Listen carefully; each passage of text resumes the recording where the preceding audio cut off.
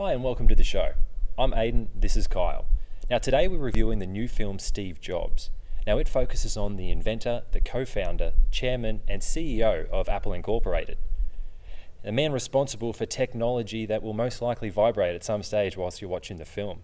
Hey, it may even ring during the film. That is, of course, if you're one of those dickheads.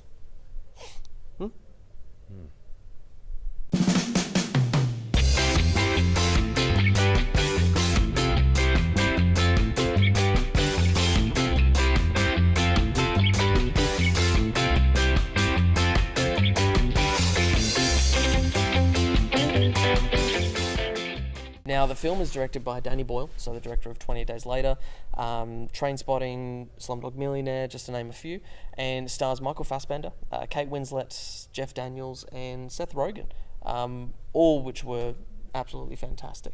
But I think the most important thing that audiences need to know going into this is that it's set between three different stages of Steve Jobs' life, so between 1984 and 1998, at three different product launches were probably his most influential times of his life. Yeah, and I think with the product launches, everything apparently happened right before it, which I personally found a little bit unrealistic, that much went on. Yep.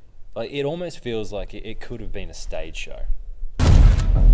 What do? You're not an engineer. You're not a designer.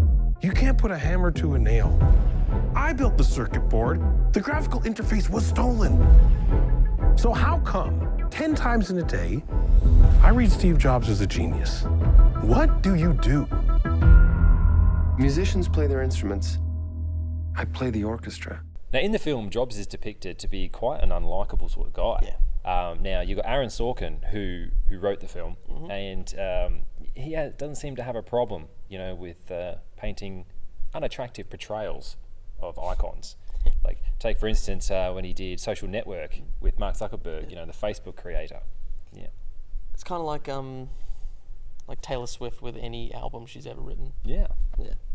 Your Apple stock was worth $441 million, while your daughter and her mother are on welfare. She's not my daughter! Now, I think what really stood out for me in this film was the performances from Fassbender, Winslet, Daniels, and even Seth Rogen. Was a very nice surprise to see him in a really serious role. Yeah, it was a welcome reminder that Seth Rogen without James Franco can make quite an entertaining movie, but it wouldn't happen the other way around.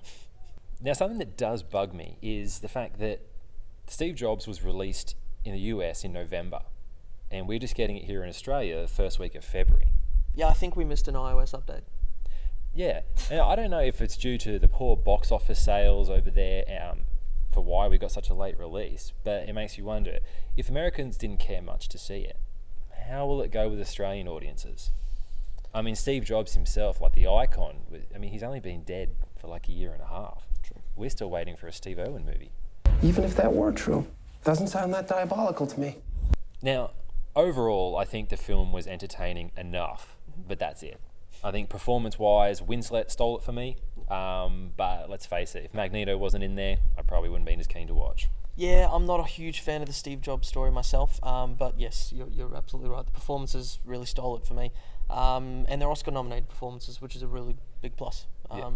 Yeah, I'm giving it depends what else is showing. Yeah, How about yourself? I think I'm going to give it worth a watch. Okay. Yeah. But that's it for today, guys. Thanks very much for watching. Make sure you subscribe, and we'll see you next time. Who do you think would play Steve Irwin? Steve Irwin, easy. It's Russell Crowe. More importantly, who's playing Bindi? Rebecca Gibney, or anyone from Home and Away? Good choice.